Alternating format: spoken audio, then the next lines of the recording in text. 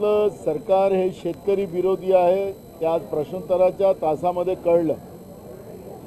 जे काल काही खोके गेलेत ते म्हणतात की शेतकऱ्यांचं जे काही बियाणं लागणारं बियाणं असेल किंवा खत असेल हे कुठलंही महाग नाही, स्थिर भाव आहेत, म्हणजे आता महागाई पण कमी झालेली आहे, अशा पद्धतीचं वक्तव्य मंत्र्यांकडून आपल्याला ऐकायला मिळालेलं आहे। आणि म्हणून या सरकारच्या विरोधात हे शेतकरी विरोधी सरकार आहे त्याचा निषेध करून आम्ही बहिर्गमन आज केलेलं होतं। त्याचप्रमाणे महाराष्ट्रामध्ये जवळपास 70,000 शिक्षकांची पदं खाली आहेत आणि सरकार रोज घोषणा करतं की आम्ही 35,000 शिक्षकाची भरती करू, कधी 50,000 शिक्षकाची भरती करू, पण सरकारने एक अफलातून GR काढला आणि त्या GRच्या माध्यमातून सांगितलं की जे रिटायर झालेले जे शिक्षक आहेत त्यांनाच 20,000 रुपयाच्या मानधनावर आम्ही आता त्या ठिकाणी कामावर घेऊ, अशा पद्धतीचं GR काढून जे तरुण आमचं जे रक्त आहे, जे ज्यांनी D.Ed केलं, CET केलं, B.Ed केले, असे विद्यार्थी पुण्याला आणि मुंबईला या भर पावसात राज्यभरातले विद्यार्थी आयुक्ताच्या कार्यालयामध्ये आणि विधानभवनावर आंदोलन करत आहेत। तो मुद्दा आज आम्ही विधानसभेत मांडला। सरकारला आम्ही अध्यक्ष महोदयाला सांगितलं की सरकारने निवेदन करावं, पण सरकारसुद्धा गप्प बसलेलं आहे। आज आपण पाहतोय की शिक्षण हा आमचा अधिकार आहे, पण आज गरिबाच्या आणि सामान्याच्या मुलामुलींना शिक्षण घेणं पण अडचणीचं झालं आणि या दृष्टिकोनातून एक अनपढ पिढी निर्माण करण्याचं पाप राज्यातलं भाजपचं आणि ED सरकार करते आहे, अशा पद्धतीचं चित्र आपण पाहतोय। अशा पद्धतीचा अन्याय आम्ही होऊ देणार नाही, काँग्रेस पक्षाची भूमिका आहे। मी आज विधानसभेतही ती भूमिका आम्ही मांडली आणि नवीन भरती शिक्षकाची तातडीनं करावी आणि ताबडतोबीनं शिक्षकांना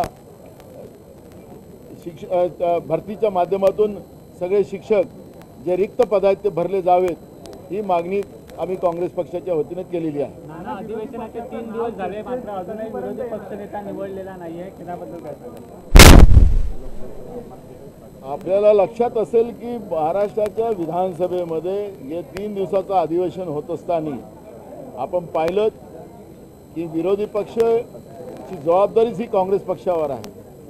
जनतेचे प्रश्न तेवढ्याच पोटतिडकीनं आम्ही मांडतोय। सभागृहामध्ये एकजुटीनं काँग्रेस पक्षाचे सगळे आमदार नेते त्या ठिकाणी सरकारवर जनतेच्या प्रश्नावर तुटून पडतात हे चित्र आपण पाहतोय आणि सरकार कसं बॅकफूटवर जाते असे चित्र आपण पाहतोय। विरोधी पक्ष नेत्यापदाचा हायकमांड तातडीने निर्णय घेईल ही अपेक्षा।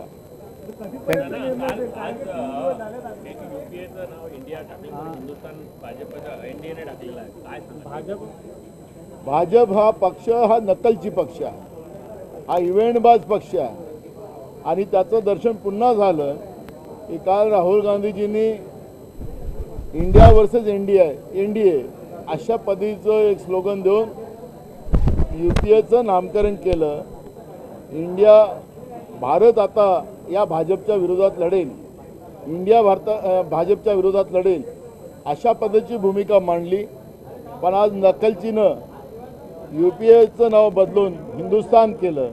म्हणजे पुन्हा नकलजी ही पुढं आलेले आहेत, जे देश विकून देश चालवतात आहेत, ज्या काँग्रेसनी या देशाला उभं केलं, या देशाला महासत्ताक बनवला आणि खोट्या पोकळ घोषणा देऊन, खोटे आश्वासन देऊन, खोटे स्वप्न दाखवून नरेंद्र मोदीचं सरकार 2014 पासून या देशावर राज्य करत आहे आणि देश विकून देश चालवतात आहेत।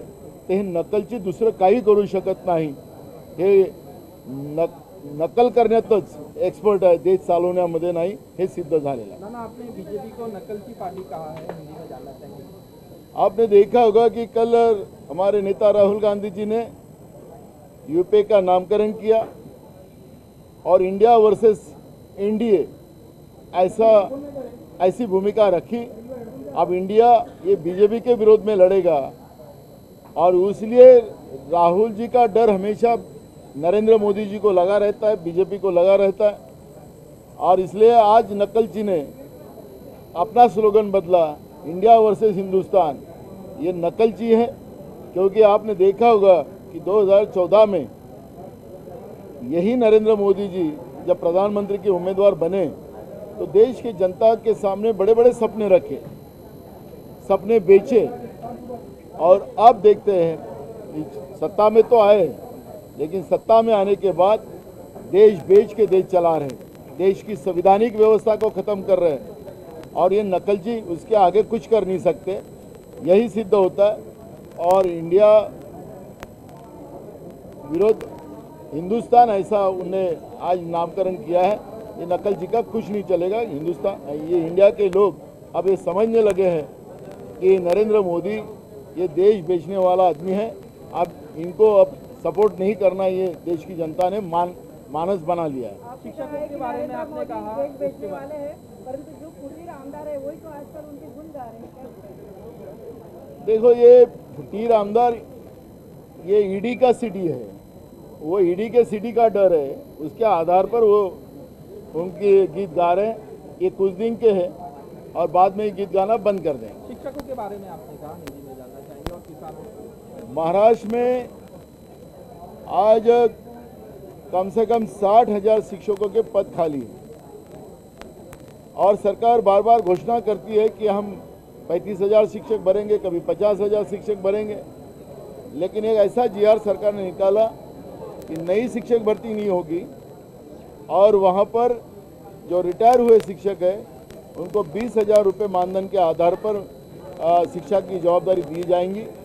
महाराष्ट्र में आज पुणे में आयुक्तालय है, उनके सामने में सीएटी और डीएड और बीएड किए हुए बच्चे, वहाँ पे बच्चियाँ बैठी है।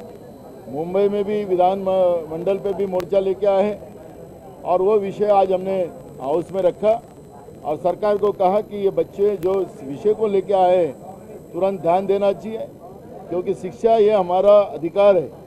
लेकिन आज गरीब और सामान्य किसानों के बच्चों को पढ़ाने के लिए स्कूल में टीचर नहीं, आने वाली सब पीढ़ी अनपढ़ बनाने की कोशिश बीजेपी करना चाहती है। ये कदापि कांग्रेस होने नहीं देंगी और इसलिए आज विधानसभा में भूमिका हमने विधानसभा अध्यक्ष जी को कहा कि सरकार को आप सूचना कीजिए कि तुरंत ये जगह भरी जाए और बच्चे को अच्छी शिक्षा प्राप्त की जाए। वैसे ही आज आपने देखा होगा कि प्रश्नोत्तर काल में किसानों का मुद्दा हमने उठाया, जो महाराष्ट्र में नकली बीजे, नकली फर्टिलाइजर बड़े दाम में बेचे जा रहे हैं, उसका सवाल हमने किया तो सरकार जवाब देती कि कोई भी कीमतें बढ़ी नहीं, कोई भी नकली दवा है, कोई नई नकली बीजे बीजी नहीं जा रही है। सरकार किसानों को सपोर्ट करने की जगह उनके मुट्ठी भर मित्रों जो है नरेंद्र मोदी जी के, उनको मदद करते हुए हमने देखा। और सरकार को हमने हाउस में कई सवाल पूछे, सरकार जवाब देने को तैयार नहीं। अन्नदाता के, किसानों के विरोध की सरकार महाराष्ट्र में बीजेपी की सरकार जो बनी हुई है, वो सरकार के विरोध में हमने आज विधानसभा में बहिर्गमन किया।